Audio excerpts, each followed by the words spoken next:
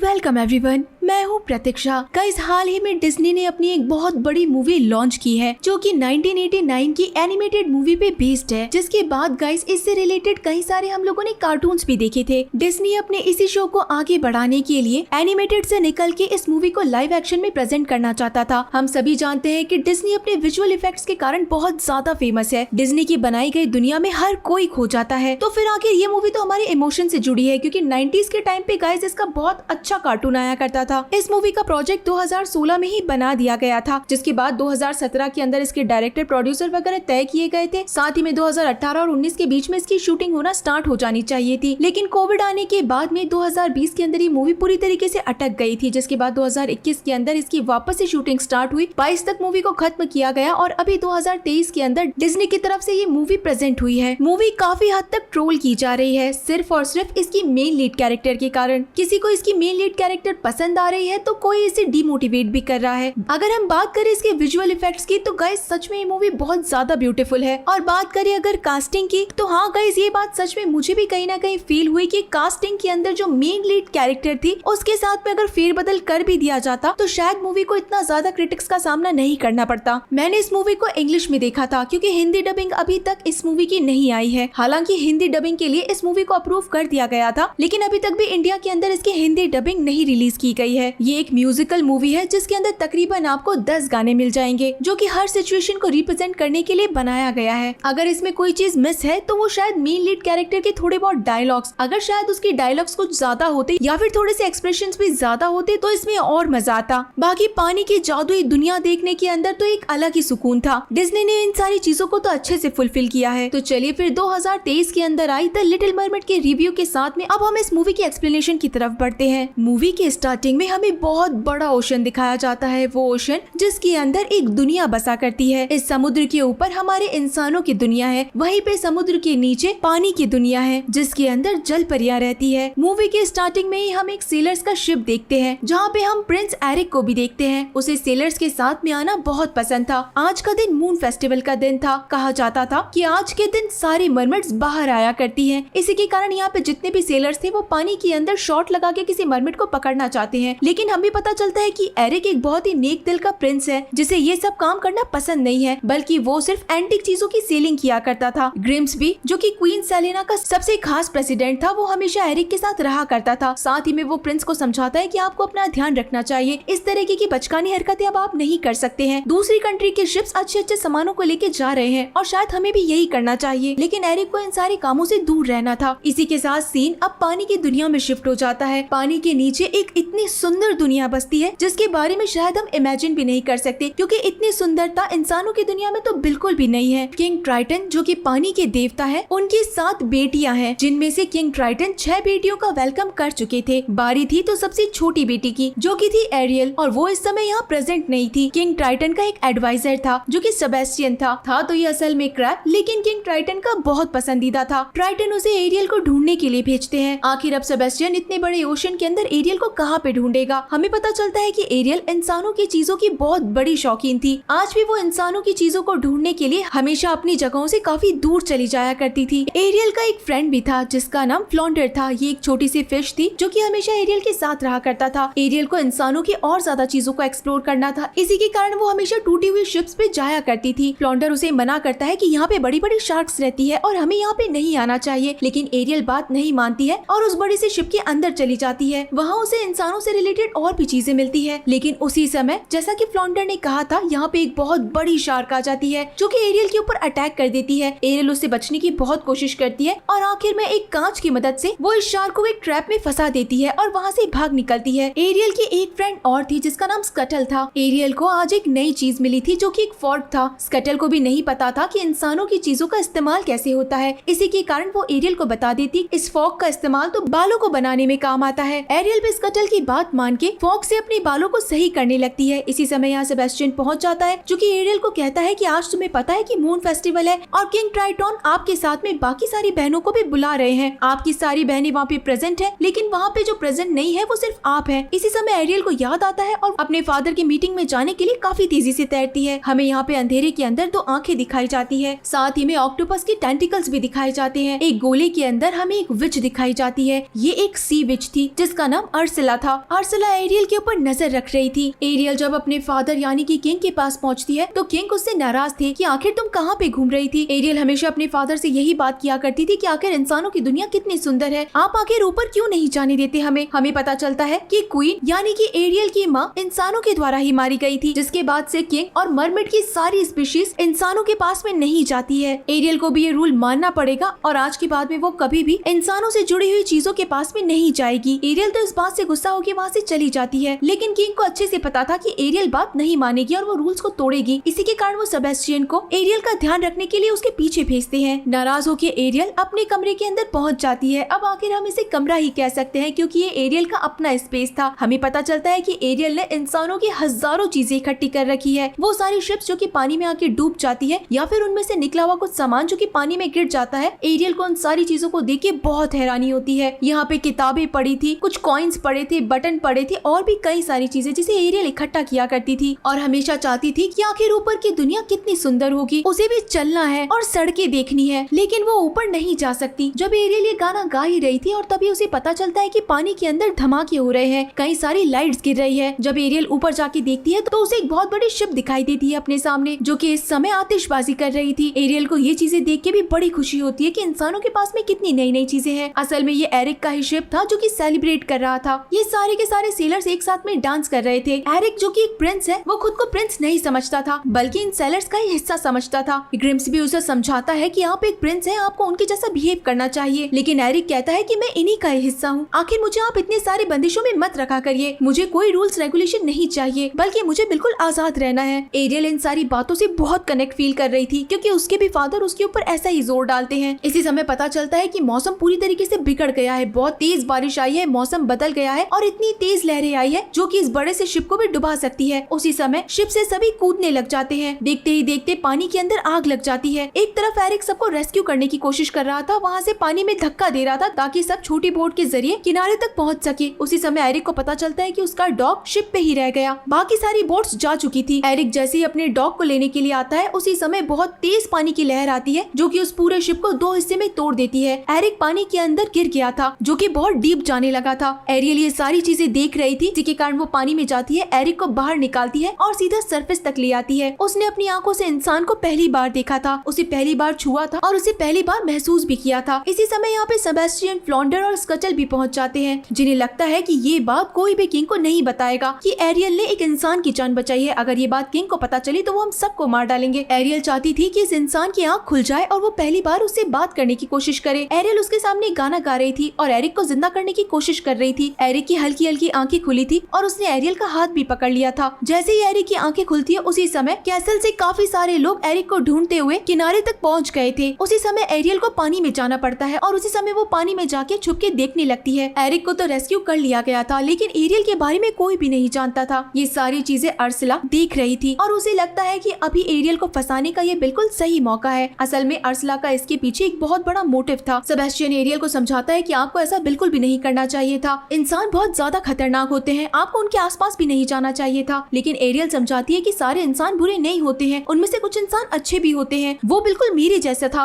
और आखिर फादर को बताएगा कौन, हम में से तो कोई भी नहीं बताएगा। जिसके बाद अब एरियल इंसान से पहली बार मिलने के बाद और ज्यादा खुश थी कि वो पानी की दुनिया में नहीं रहना चाहती है, वो पानी की दुनिया से बोर हो गई है। अब उसे इंसानों के बीच में जाना है, अपने पैरों पे चलना है। हर समय एरियल पानी के अंदर से एरिक का वेट किया करती थी कि शायद कभी तो एरिक उसे ढूंढने के लिए आए। वहीं पे दूसरी तरफ एरिक, जिसका इस समय इलाज चल रहा था, वो खड़ा होकर अपनी माँ यानी कि क्वीन सेलिना के पास आता है और पूछता है कि क्या आप लोगों को वो लड़की मिली जिसने मुझे बचाया था। क्वीन सेलिना कहती है कि हमने उन्हें ढूंढने के लिए काफी सारे लोग भेजे हैं, जैसे उस लड़की के बारे में पता चलेगा तो आपको बता दिया जाएगा, लेकिन आपको भी आराम करना चाहिए। लेकिन एरिक कहता है कि मैं बिल्कुल ठीक हूँ और मुझे उस लड़की को ढूंढने के लिए जाना है, मैं अगर उसे ढूंढ लूंगा तो मैं बिल्कुल ठीक हो जाऊंगा। ग्रिम्सबी और सेलिना दोनों से समझाने की और रोकने की कोशिश करते हैं, लेकिन एरिक था जो उस लड़की के पीछे पागल हो गया था कि आखिर उसे किसने बचाया है। एरिक को भी लग रहा था कि कहीं वो पानी में रहने वाली कोई मरमिट तो नहीं है। एरिक भी पानी के पास जाके हमेशा से ही एरियल को ढूंढा करता था। वो शिप पे भी जाता है और उसका कहना था कि अगर मैं एक बार फिर से अपनी जान की बाजी लगाऊंगा तो पानी में रहने वाली वो मरमिट मुझे बचाने के लिए जरूर आएगी। यहाँ दूसरी तरफ पानी के अंदर एरियल हमेशा खोई खोई से रहती है, अपनी किसी भी बहन से बात नहीं करती है। साथ ही में बाकी की 6 बहनें पानी के अंदर हुए डिजास्टर को हटा रही थी, यानी कि ये एरिक की वही शिप थी जो कि पानी की लहरों से टूट गई थी। इन मरमिट सिस्टर्स का कहना था कि हम भी जब इस एज के अंदर थे तो हम भी इतना खोई खोई रहते थे, हमें किसी से भी बात करना पसंद नहीं था, जबकि किंग को लगता है कि उसकी बेटी को किसी से प्यार हुआ है। इसी के कारण वो सेबेस्टियन से पूछते हैं कि बताओ एरियल को आखिर किससे प्यार हुआ, लेकिन सेबेस्टियन ने अपने मुंह से सब कुछ बक दिया कि मैं आपको बताने वाला था कि एरियल एक इंसान से मिली। ये बात सुन के तो किंग ट्राइटन बहुत ज्यादा भड़क जाते हैं और सेबेस्टियन से सब कुछ पूछते हैं कि बताओ आखिर क्या क्या हुआ था। ये सुनने के बाद अब वो एरियल के पास पहुंच जाते हैं और डांटने लगते हैं कि आखिर तुम्हें क्या जरूरत थी इंसान के पास जाने की, वो कितने खतरनाक होते हैं। एरियल अपने फादर को भी समझाने की कोशिश करती है कि इंसान खतरनाक नहीं होते, उसकी जान खतरे में थी, लेकिन किंग ये नहीं चाहते थे कि उनकी कोई सी भी बेटी किसी मुसीबत में फंस जाए और वो इंसानों से जितना दूर रहे उतना ही अच्छा होगा। किंग ट्राइटन के पास काफी सारी मैजिकल पावर्स थी और वो अपनी मैजिकल पावर से एरियल के पास रखे इंसान की हर एक चीज को डिस्ट्रॉय कर देते हैं। एरियल उन्हें बहुत रोकती है, लेकिन फिर भी किंग किसी भी चीज को नहीं छोड़ते। किंग के जाने के बाद में एरियल के सामने एक ग्लास आता है जिसके अंदर से अर्सला आके एरियल से बात करने लगती है कि मैं तुम्हारी आंट हूँ, लेकिन सब लोग मुझे सी विच के नाम से जानते हैं। एरियल जब सी विच का नाम सुनती है तो अर्सला से बात करने में इंटरेस्टेड नहीं होती, जिसके बाद अर्सला कहती है कि मुझे पता है कि तुम आखिर क्यों परेशान हो, मैं तुम्हारी हेल्प कर सकती हूँ। एरियल पूछती है कि आखिर तुम मेरी हेल्प कैसे कर सकती हो, जिसके बाद हमें पता चलता है कि अर्सला ने एरियल को उसकी जगह पे मिलने के लिए बुलाया था। फ्लॉन्डर और सेबेस्टियन दोनों को ही लग रहा था कि यहाँ जरूर कोई ना कोई गड़बड़ होने वाली है। आखिर एरियल सी विच के पास में क्यों जा रही है, जरूर उसका इसके पीछे कोई ना कोई बड़ा मोटिव होगा। यहाँ पे दो सील्स थी जो कि एरियल को अपने साथ लेके अर्सला की रहने की जगह पे ले आई थी। अर्सला एक जाइंट ऑक्टोपस थी। एक वक्त ऐसा आता है कि जब एरियल के ऊपर ही यहाँ के सी क्रीचर्स अटैक कर देते हैं, लेकिन अर्सला उन सबको रोक देती है और उसके बाद अब एरियल को कहती है कि मुझे पता है कि तुम्हें इंसान से प्यार है और तुम चाहती हो इंसानों की दुनिया में जाना, मैं तुम्हारी ये मदद कर सकती हूँ, जिसके बदले बस मेरी एक शर्त है। जब एरियल पूछती है कि आखिर वो शर्त क्या है, तब अर्सला बताती है कि मैं तुम्हें पैर दे सकती हूँ, तुम इंसानों के पास जा सकती हो, उस इंसान के पास जा सकती हो जिससे तुम प्यार करती हो, लेकिन शर्त ये है कि 3 दिन के अंदर तुम्हें वापस लौटना है, वो भी एक ट्रू लव किस करके। अगर तुम ट्रू लव किस नहीं कर पाई तो तुम 3 दिन बाद के अंदर वापस से अपने असली फॉर्म के अंदर आ जाओगी, लेकिन इस बीच के अंदर जब तुम इंसान बन जाओगी तो तुम्हें पानी में तैरना नहीं आएगा और सबसे इम्पोर्टेंट बात कि तुम्हें अपनी वॉइस मुझे देनी पड़ेगी। साथ ही में अगर तुम ट्रू लव किस नहीं कर पाई तो उसके बाद तुम्हें मेरे साथ रहना पड़ेगा। एरियल इतनी सारी शर्तों को सुनने के बाद अर्सला की एक भी बात नहीं मानती और वहाँ से जाने लगती है, लेकिन अर्सला कहती है कि ठीक है फिर तुम चली जाओ, हमेशा अपने फादर के पास ही रहना, ऐसा किंग जो कि तुम्हें इंसानों से दूर रहने के लिए कहता है और अब तुम हमेशा अपनी जिंदगी पानी में ही बिताना। एरियल इतनी सारी बातें सुन के अर्सला की बात पे बिलीव कर लेती है और अब अर्सला एरियल के ऊपर मैजिक करती है, जिसके कारण सबसे पहले तो वह एरियल की वॉइस ले लेती है और खुद के गले के अंदर एक लॉकेट में डाल लेती है, जिसके बाद अब एरियल जो कि एक मरमेड थी वो इंसानों के अंदर बदल जाती है, यानी कि उसके पैर आ जाते हैं। अब जब एरियल एक इंसान बन चुकी थी तो वो ज्यादा देर तक पानी में नहीं रह सकती थी, इसी के कारण वो सांस लेने के लिए सरफेस पे आती है। ये सब कुछ अर्सला की चाल थी ताकि वो किंग ट्राइटन को हरा सके और इस पूरे ओशन की क्वीन बन सके। इसी समय पानी के अंदर मछलियों को पकड़ने के लिए एक सेलर आता है जो कि मछलियों के साथ में एरियल को भी पकड़ लेता है। जब ये सेलर एरियल की ऐसी हालत देखता है तो उसे पूछता है कि आखिर तुम यहाँ कैसे पहुँची और तुम जिंदा कैसे बच गई। उसे लग रहा था ये एक लड़की है जो कि पानी में भटक गई है। वो कहता है कि मैं तुम्हें सीधा क्वीन के पास ले जाऊंगा, वो तुम्हें अपने घर तक छोड़ देगी। अब तक यहाँ पे सेबेस्टियन, फ्लॉन्डर और स्कटल भी एरियल के पास आ चुके थे। इन्हें पता चलता है कि एरियल के पास में पैर आ गए हैं, यानी कि अब वो मरमेड नहीं है। अब फ्लॉन्डर तो एक फिश था, इसी के कारण वो पानी में वापस चला जाता है, लेकिन सेबेस्टियन एरियल के साथ ही रहता है। अब एरियल को अपने साथ लेके ये मछुआरा कैसल तक पहुँच जाता है। वहाँ पे काम करने वाले लोग एरियल की ऐसी हालत देख के बड़ी परेशान हो जाते हैं कि आखिर इस लड़की ने क्या क्या सहा होगा, पानी में ये जिंदा कैसे रही होगी, इसके ऊपर क्या कुछ बीता होगा। जिसके बाद एरियल को निला धुला के काफी अच्छे प्रिंसेस वाले कपड़े पहना दिए जाते हैं और साथ ही में कहा जाता है कि अब तुम्हें रेस्ट करना चाहिए। मन से तो एरियल गाना गा रही थी, लेकिन असल जिंदगी के अंदर उसके पास वॉइस ही नहीं थी। सब उससे बात करने की कोशिश करते हैं लेकिन वो रिप्लाई नहीं कर पाती। साथ ही में क्वीन सेलेना और एरिक को भी पता चलता है कि यहाँ पे एक लड़की को लाया गया है। एरिक को लगता है कि ये वही लड़की है जिसने उसकी जान बचाई होगी, लेकिन जब एरिक आके एरियल को देखता है तो वो कहता है कि अच्छा हुआ तुम जिंदा बच गई, हम तुम्हारा यहाँ पे अच्छे से ध्यान रखेंगे। बेचारी एरियल बता भी नहीं पाती कि उसी ने एरिक की जान बचाई थी और वहाँ से एरिक चला जाता है। एरियल बेचारी यहाँ अकेली ही खड़ी थी। तब उसे सेबेस्टियन याद दिलाने लगता है कि दुखी देखो तुम्हें क्या करना है, तुम्हें 3 दिन से पहले